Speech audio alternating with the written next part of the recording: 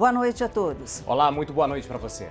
Eleições 2022. O Band Entrevista tem feito uma série de entrevistas com os pré-candidatos à presidência da República e também ao governo do estado de São Paulo. Nosso objetivo é levar até você, eleitor, as propostas de cada um dos partidos políticos e também prestação de serviço para a hora do voto. E com um índice de 20% na abstenção das eleições de 2018, principalmente de jovens, como mudar esse cenário e também garantir a confiança e transparência das eleições nesse ano? Nosso convidado dessa noite é o desembargador Paulo Galizia, presidente do Tribunal Regional Eleitoral do Estado de São Paulo. Doutor Paulo, obrigado pela atenção com o Band Entrevista, com o Grupo Bandeirantes. Boa noite para o senhor. Boa noite Solange, boa noite Israel, boa noite a todos que nos assistem. Obrigada. Estou aqui tentando ajudá-los em alguma coisa em relação às eleições. Estou à disposição. Com certeza vai ser um programa de bastante orientação aí para o nosso eleitor. Doutor Paulo, vamos começar falando dos jovens, né? Nós na abertura comentamos aí, tivemos 20% de abstenções nas últimas eleições. E os jovens, eles estão desacreditados nas eleições, nos candidatos. Como é que a gente faz essa turma mais jovem participar efetivamente do processo eleitoral?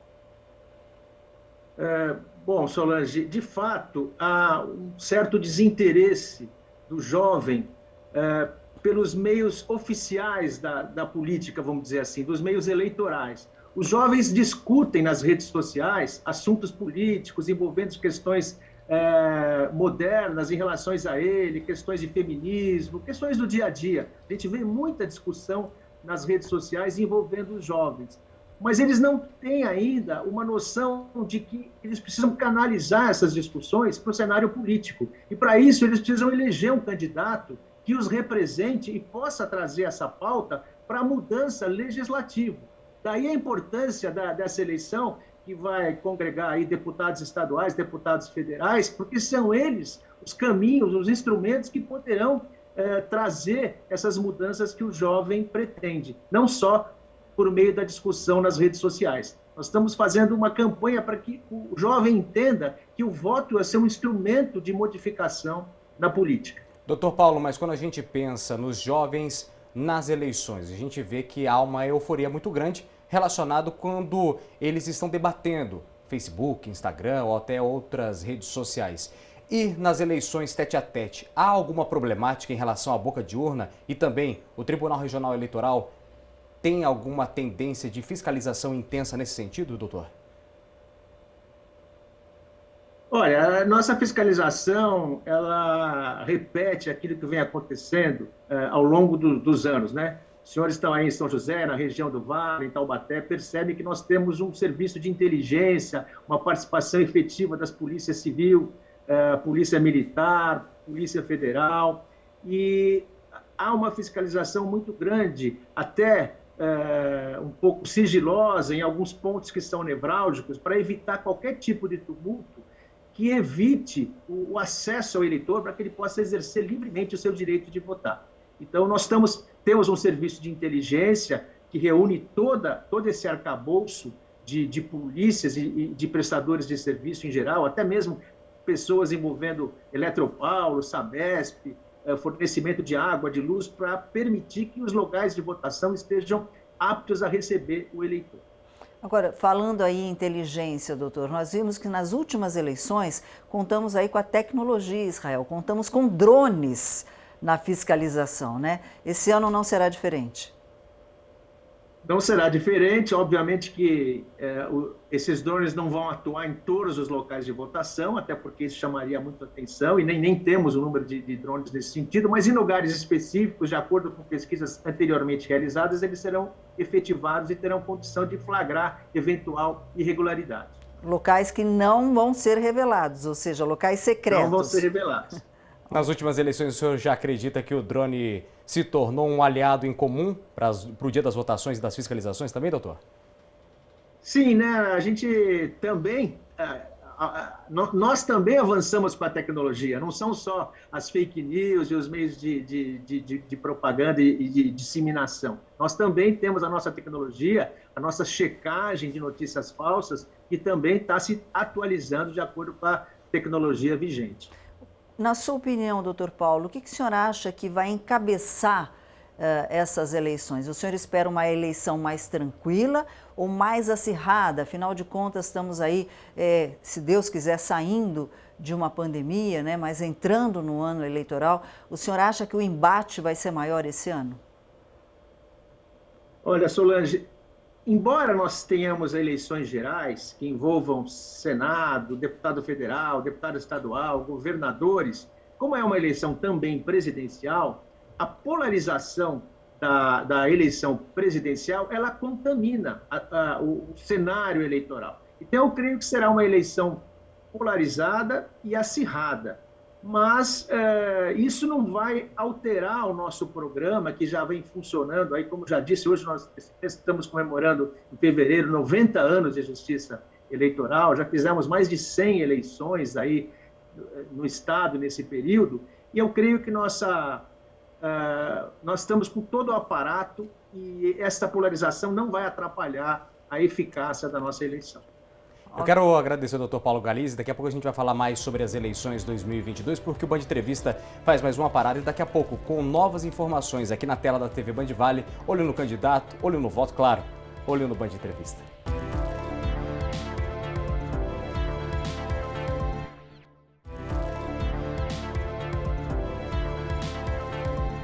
Eleições 2022, olho no voto e, claro, olho na Band. Para votar nas eleições desse ano, os cidadãos que estão com pendências no título de eleitor têm até o mês de maio para regularizar a situação junto à Justiça Eleitoral, porque o cadastro deverá ser fechado no dia 4, 150 dias antes do pleito, conforme a lei que está prevista nas eleições, Solange. Exatamente. Falando nisso, doutor Paulo, eu gostaria que o senhor orientasse o eleitor em relação à regularização. Esse prazo, até o dia 4 de maio, vale para tudo, para transferência, para aquela justificativa que ele não fez, vale para tudo? Vale para tudo. Mudança de domicílio eleitoral, alistamento eleitoral, jovens que vão completar 16 anos até o dia 2 de outubro, podem se alistar até dia 4 de maio, 18 anos, aquele que ainda não tem título eleitoral, qualquer pessoa que queira regularizar, que tenha faltado nas últimas eleições. Tudo isso, Solange, pode ser feito online, um atendimento online, mediante o acesso ao nosso site, www.tre-sp.jus.br. E lá você encontra, no atendimento online do próprio site, as opções para essa regularização. Independentemente disso, nós estamos retornando ao trabalho presencial e a partir do dia 14 de março já haverá a possibilidade também de acesso físico aos cartórios eleitorais. Mas isso não significa que esses serviços não possam estão sendo realizados todos online e com bastante procura. Melhor não deixar para a última hora, não vai haver fila, esse tipo de coisa, porque existem essas duas opções, mas é muito importante, porque se essa situação não tiver regularizada até 4 de maio, o eleitor não poderá votar. Doutor Paulo, quem mora no exterior ainda tem que ficar quite com a Justiça Eleitoral e o que fazer nesse momento? Queria que o senhor desse alguma explicação para quem está nos acompanhando aqui pela tela da TV Band Vale. É possível fazer que o eleitor que resida no exterior, ele pode participar da eleição. Sim. A regularização é feita também online, mediante o acesso ao site, da mesma forma do eleitor que está aqui no Brasil. Acontece que a eleição no exterior, ela tem que ter um cadastro próprio anterior, ele tem que dar o endereço dele no interior para que ele possa se encaminhar ao local de votação no exterior para poder depositar o seu voto.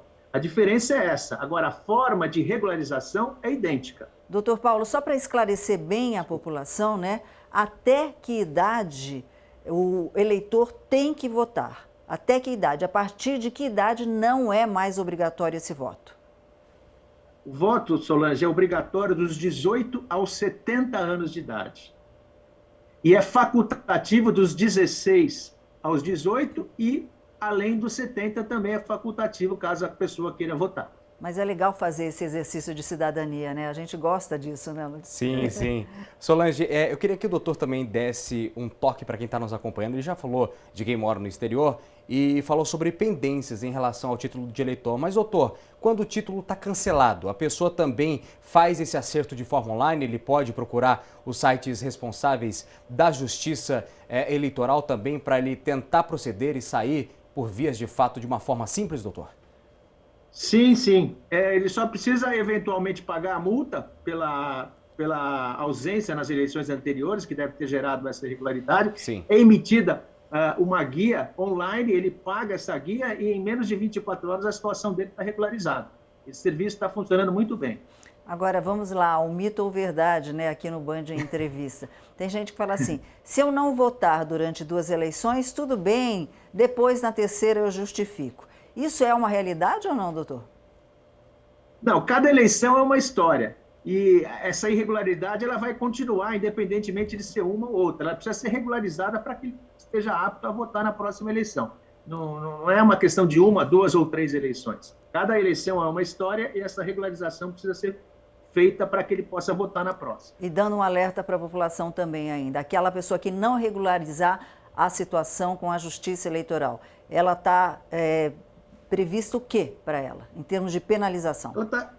Ela tá sujeita a algumas sanções, né, que são indiretas, vamos dizer assim. Ela não pode participar de concurso público, não pode tirar passaporte.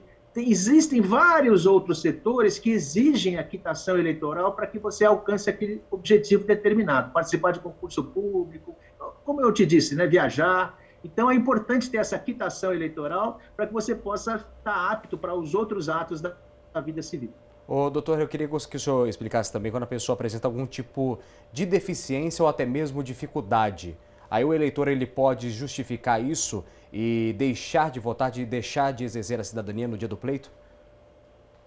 Olha, nós estamos aumentando o nosso programa de acessibilidade. Então, nós temos muitas escolas que são específicas para receber essas pessoas que têm dificuldade de acesso. Qualquer eleitor que tenha esse problema de acessibilidade, ele deve comunicar isso, até mesmo online, para o cartório eleitoral ou para a Justiça Eleitoral, e ele vai ser eventualmente modificado o local de votação desse eleitor para que ele vá votar numa escola de acessibilidade. Então, isso não é um motivo para ele justificar a falta de voto. Ele tem o direito de votar num lugar acessível para ele. E isso se dá mediante uma comunicação prévia para que ele possa ir a um local adequado. Mas, na verdade, quase todas as escolas hoje são acessíveis. Então, mesmo que esse eleitor não faça essa comunicação, a não ser que seja algo muito difícil de acesso, quase todas as escolas têm elevador, têm rampa, que vão possibilitar que o eleitor exerça o seu direito de votar. Como é que fica a eleição dentro dos presídios, doutor Paulo? É mais ou menos a mesma coisa.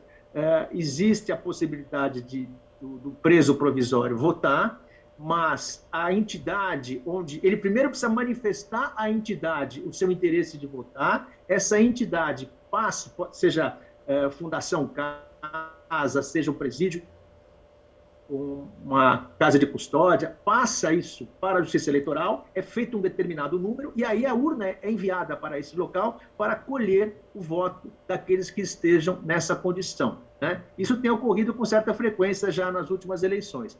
Mas o primeiro passo é a manifestação de vontade daquele que estiver detento ou preso para votar, para que a entidade faça essa lista com antecedência. Porque não existe eleição de última hora, né? A gente precisa ter para que ele possa conferir se quem votou, quem não votou, precisa saber quem vai votar ou não. As listas têm que ser remetidas para a Justiça Eleitoral. Desculpa, Israel, só para a gente completar essa questão do voto, o senhor tem ideia de quantas pessoas estão envolvidas nesse processo eleitoral no estado de São Paulo? Pessoas que vão trabalhar? Olha, Solange, são milhares, porque nós temos os cartórios eleitorais nos quase 400 municípios aqui de São Paulo, temos 300 e tantas zonas eleitorais, e cada local desses nós temos as sessões eleitorais, que é o local específico de votação. E aí temos equipes, né, dos mesários, e Isso envolve milhares de pessoas. Eu não sei dizer exatamente o número, mas isso passa aí de quase umas 20 mil pessoas, no mínimo, para conseguir dar conta de tudo isso. Doutor, a gente vai falar mais sobre as eleições no próximo bloco. Doutor Paulo Galizia está aqui com a gente, trazendo as notícias que você precisa saber, as informações básicas para o dia do pleito aqui no Brasil. O Band Entrevista faz mais uma parada e volta em instantes aqui na tela da TV Band. Vale.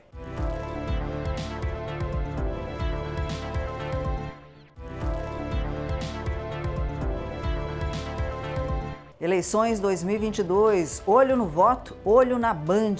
Neste ano, o eleitor vai contar com um novo modelo de urna eletrônica que será utilizado pela primeira vez nas eleições gerais. As urnas modelo UE 2020 trazem novos recursos de acessibilidade e novidades em termos de segurança, transparência e agilidade. O desembargador Paulo Galizia, que é presidente do Tribunal Eleitoral Regional Eleitoral do Estado de São Paulo, está aqui para falar sobre essas novidades, né, Lu? Vamos falar sobre mais as novidades aqui no Band Entrevista, Solange. Mas antes da gente comentar sobre as urnas eletrônicas, que você quer comentar bastante com o desembargador, eu queria saber, preocupação ainda em relação à pandemia da Covid-19.